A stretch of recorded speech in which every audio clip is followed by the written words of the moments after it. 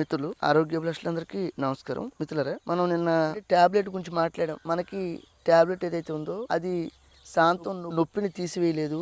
మనకి ఏదైతే నరాలు ఉన్నాయో బ్రెయిన్కి వెళ్తున్న సిగ్నల్స్ మాత్రమే ఆఫ్ చేస్తుంది. అంటే జామర్ లాగా అనుకోండి. అట్లా ఈ రోజున ఏదైనా కానీ ఆహారం వల్లే సాధ్యం. మీరు ఎన్ని హాస్పిటల్స్కి వెళ్ళినా ఆహారం వల్లే సాధ్యం.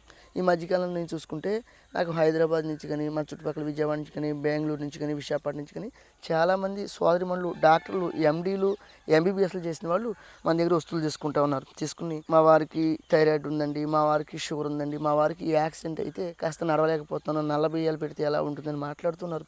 ఈ రోజున మీరు అర్థం చేసుకోండి, ఇది నిజమండి. ఈ రోజున ఆహారం వల్లే మనకు ఆరోగ్యం వస్తుంది తప్ప మందుల వల్ల కాదు.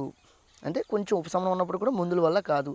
మీరు ఎన్ని హాస్పిటల్కైనా వాళ్ళు చెప్తారు, ఏం లేదు నీకు ఐరన్ లేదా, ఐరన్ ట్యాబ్లెట్ లేదు, నీకేంటి కాల్షియం లేదా, కాల్షియం ట్యాబ్లెట్ వల్ల పని అవుతుందండి, లేదు.